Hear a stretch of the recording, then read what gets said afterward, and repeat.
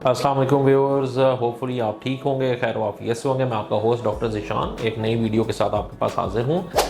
जो आज का हमारा टॉपिक है वो बहुत ज़्यादा ज़रूरी है क्योंकि जिस तरह हमने आपको पहले भी बताया कि रोमेटोलॉजी में ऐसी बीमारियाँ आती हैं जहाँ पे अलामात हमारी कभी कभी जोड़ों की बीमारियों के अलावा भी किसी और अज़ा में हो सकती हैं, लेकिन असल में उनको बीमारी रोमेटोलॉजी के हिसाब से ही होगी। इसको डिस्कस करना बहुत ज़रूरी है। चंबल की बीमारी है जिसको अंग्रेज़ी में सोरियासिस कहते हैं। जो सोरियासिस है ये जिल्द की एक बीमारी होती है और वो जिल्द के ऊपर खारिश और धरफड़ टाइप चीज़ बनती है जो कि लाल रंग की खारिश बनती है, उसके ऊपर हो सकता है और ऊपर सिल्वर कलर के स्केल्स या ऊपर से शाइनी सी स्किन ऊपर आ सकती है। इसके ऊपर खारिश हो सकती है, कभी भी खारिश करने से जो है खून भी निकल सकता है। ये जिस्म के किसी भी हिस्से पे हो सकती है, मखसूस हिस्से को भी इन्वॉल्व कर सकती है जिस जिल्द के, और ओवरऑल पूरे जिस्म पे भी हो सकती है।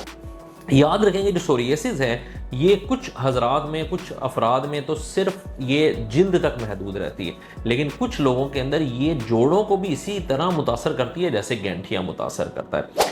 अब इसमें मसला क्या होता है कि जब हम जिल्द के डॉक्टर्स को दिखाते हैं तो अमूमन वो हमें जिल्द के लिए दवाई दे देते हैं, हमारा जो जिल्द का सोरियासिस होता है वो ठीक हो जाता है, लेकिन जो हमारे जोड़ों में गैंठिया हो रहा होता है सोरियासिस की वजह से, जिसको सोरियाटिक आर्थराइटिस कहते हैं, वो बेहतर नहीं हो पाता है।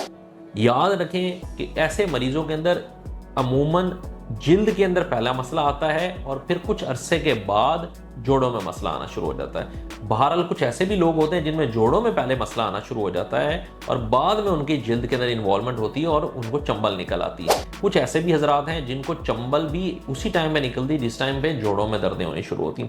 सो कहने का मकसद ये है कि ऐसे सारे मरीज, ऐसे सारे मर्द ख़वातीन जिनको जिल्द की बीमारी, जिसको चंबल कहते हैं, सोरियासिस है, अगर वो है तो उनको लाजमी किसी मुस्तनद रोमेटोलॉजिस्ट को दिखाना चाहिए ताकि वो देखे कि कहीं कोई जोड़ तो नहीं इन्वॉल्व हो रहा साथ में, क्योंकि ये ऐसी बीमारी है जो गैंठिए से भी ज़्यादा खतरनाक है। जो सिंपल गैंठिया होता है वो अमूमन जिस तरह मैंने आपको बताया हाथ के छोटे जोड़ों के अंदर दर्दें होती हैं और जो है वो सुबह के टाइम पे ज़्यादा होती हैं और उस तरह के मसले होते हैं, तो वो होता है। लेकिन जो चंबल के साथ एसोसिएटेड गैंठिया जिसको हम सोरियाटिक आर्थराइटिस कहते हैं, ये एक जोड़ में भी हो सकता है, एक से ज़्यादा जोड़ों में भी हो सकता है और ये बड़े जोड़ और छोटे जोड़ दोनों को इन्वॉल्व कर सकता है। और इसके अंदर एक टाइप ऐसी होती है जो कि बिल्कुल हमें ऐसा लगता है कि जैसे हड्डी रगड़ खा रही है और ऑस्टियोआर्थराइटिस की टाइप की किस्म होती है। एक ऐसी भी किस्म होती है जिसमें टोटल हाथ जो हैं और सारे जोड़ बिल्कुल ख़त्म हो जाते हैं, इवन उंगलियां डिस्टॉर्ट हो जाती हैं, टेढ़ी हो जाती हैं और बिल्कुल अंदर धंस जाती हैं। तो ऐसी सारी माजूरी वाली बीमारी से बचने के लिए बहुत ज़्यादा ज़रूरी है कि सोरियाटिक आर्थराइटिस को भी बहुत जल्दी पिक किया जाए। जिल्द के अंदर जो सोरियासिस आ जाता है अमूमन वो हो सकता है कि पहला एक चीज़ हो जो आपको नज़र आ गई है, तो यही सबसे बेस्ट टाइम है कि जब आपको चंबल नज़र आ जाए तो लाजमी रोमेटोलॉजिस्ट को दिखाएं ताकि वो देखे कि किसी जोड़ में कोई इन्वॉल्वमेंट तो नहीं है। चंबल का इलाज साथ करे, पर अगर किसी जोड़ में इन्वॉल्वमेंट है तो उस हिसाब से अपने तरीक़ाए इलाज को तब्दील करे और जोड़ों के हिसाब से भी दवाइयाँ लिखे ताकि हमारा जिल्द जो है वो तो बिल्कुल ठीक हो ही हो, लेकिन साथ में हमारे जोड़ों के अंदर खराबी ना आ सके।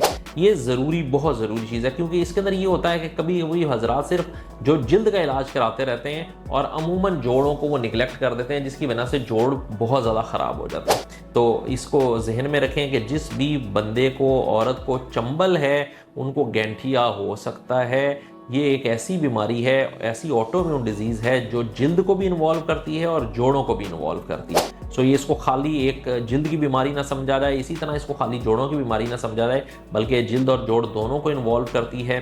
सो एक मुस्तनद रोमेटोलॉजिस्ट को दिखाएं ताकि वो इसको देख के इलाज कर सके। चैनल को ज़रूर सब्सक्राइब करें, लाइक करें, बेल आइकन दबाएं ताकि हम आपके पास इस तरह की इंफॉर्मेटिव वीडियोज़ लेके आते रहें। Thank you.